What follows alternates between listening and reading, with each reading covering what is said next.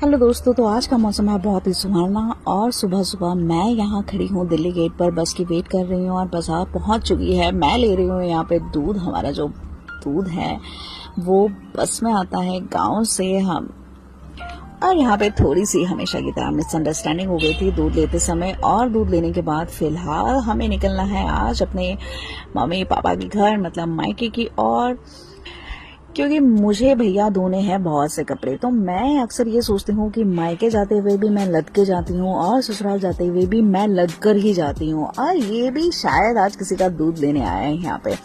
तो अब हम यहाँ से निकल चुके हैं और हम पहुंच चुके हैं शिव मंदिर। तो पार्किंग सबने यहाँ करी है क्योंकि बरसातों में रास्ते जो हैं वो बहुत ही खराब हो चुके हैं, लेकिन हम 2 व्हीलर पे हैं तो हम नीचे तक जाएंगे ही जाएंगे। और रास्ता बहुत ही खतरनाक है, और आपको पता है कि जो मैं हूँ वो बहुत ही खतरनाक ड्राइवर हूँ। अगर आपको कभी यकीन ना हो तो आप मेरे पीछे बैठकर आराम से चल सकते हैं और फिर आपको पता चल जाएगा कि मैं कितनी खतरनाक ड्राइव करती हूँ।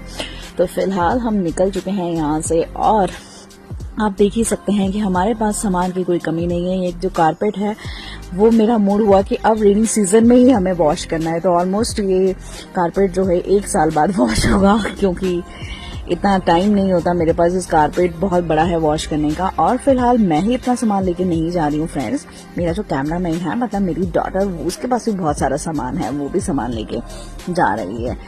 तो यहाँ का रास्ता जो है वो बहुत ही ज्यादा खतरनाक है, मतलब बहुत गंदा हो चुका है। अब हम समझ नहीं पा रहे हैं कि कहाँ अपने कदमों को रखेंगे ताकि इस चिकनी मिट्टी से बचकर किसी तरह घर पहुंचे। तो जैसे ही घर पहुंचे वैसे ही मैंने सारा बैग खाली कर दिया, सारे जो धोने वाले कपड़े थे वो निकाल कर डाल दिए, बस कुछ बेडशीट्स हैं और कुछ इनके कपड़े। और जैसे मैंने कारपेट बिछाया, यहाँ पे वैष्णवी और अक्षय है वो खेलना स्टार्ट हो गए।